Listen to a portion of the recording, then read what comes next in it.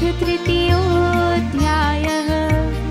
अर्जुन उवाच ध्यायसि चेत् कर्मणस्ते मता बुद्धिर्जनार्दन तत्किं कर्मणि घोरे मां नियोजयसि केशव। व्यामिश्रेणेव वाक्येन बुद्धिं मोहयसीव मे तदेकं वद निश्चित्य येन श्रेयोऽहमाप्नुयाम्। श्रीभगवानुवाच लोकेऽस्मिन् द्विविधा निष्ठा पुरा प्रोक्ता मया नघ। ज्ञानयोगेन साङ्ख्यानां कर्मयोगेन योगिनां। न कर्मणामनारम्भान् नैष्कर्म्यं पुरुषोऽश्नुते न च सन्न्यसनादेव सिद्धिं समधिगच्छति।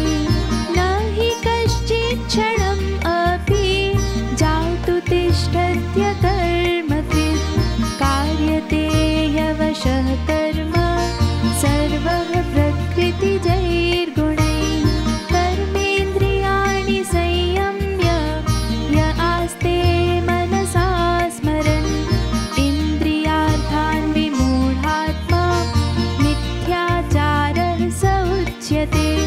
यस्त्विन्द्रियाणि मनसा नियम्यारभतेऽर्जुन कर्मेन्द्रियैः कर्मयोगम् असक्तः स विशिष्यते। नियतं कुरु कर्म त्वं कर्म ज्यायो ह्यकर्मणः शरीरयात्रापि च ते न प्रसिद्ध्येद कर्मणः। यज्ञार्थात् कर्मणोऽन्यत्र लोकोऽयं कर्मबन्धनः तदर्थं कर्म कौन्तेय मुक्तसङ्गः समाचर। सह यज्ञाः प्रजाः सृष्ट्वा पुरोवाच प्रजापतिः अनेन प्रसविष्यत्वम् एष वोस्त्विष्टकामधुक्। देवान् भावयतानेन ते देवा भावयन्तु वः परस्परं भावयन्तः श्रेयः परमवाप्स्यथ। इष्टान् भोगान् हि वो देवा दास्यन्ते यज्ञभाविताः तैर्दत्तान् प्रदायैभ्यो यो भुङ्क्तेस्तेन एव सः। यज्ञशिष्टाशिनः सन्तो मुच्यन्ते सर्वकिल्बिषैः भुञ्जते ते त्वघं पापा ये पचन्त्यात्मकारणात्।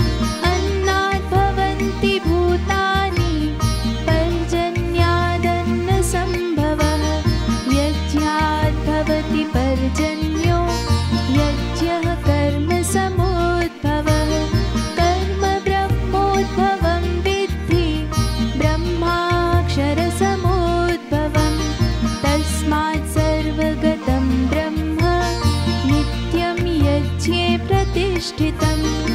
एवं प्रवर्तितं चक्रं नानुवर्तयति हयः। अघायुरिन्द्रियारामो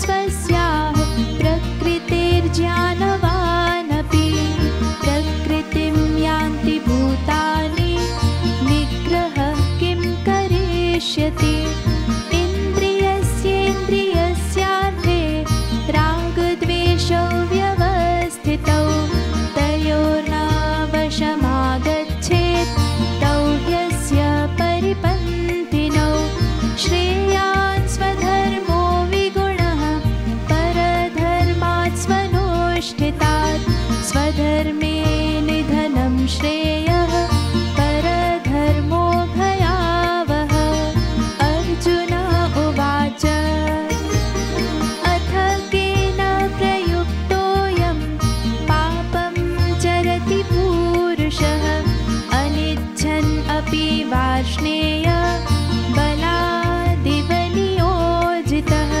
श्रीभगवानुवाच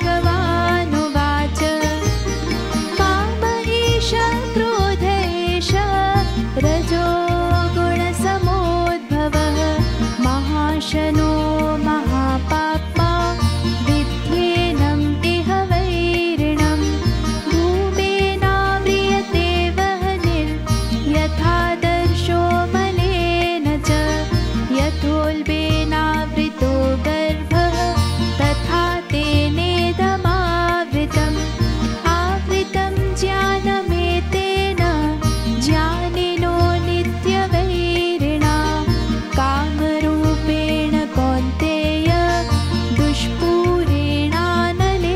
च इन्द्रियाणि मनोबुद्धिः अस्याधिष्ठानमुच्यते एतैर्विमोहयत्येष ज्ञानमावृत्य देहिनं तस्मात् त्वमिन्द्रियाण्यादौ नियम्य भरतर्षभ पाप्मानं प्रजह्येनं ज्ञानविज्ञाननाशनम् इन्द्रियाणि पराण्याहुः इन्द्रियेभ्यः परं मनः मनसस्तु परा बुद्धिः यो बुद्धेः परतस्तु सः एवं बुद्धेः परं बुद्ध्वा संस्तभ्यात्मानमात्मना जहि शत्रुं महाबाहो कामरूपं दुरासदम्।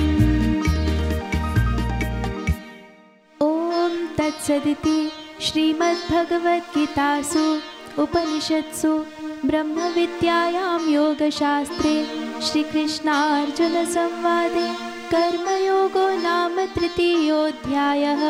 श्रीकृष्णार्पणमस्तु।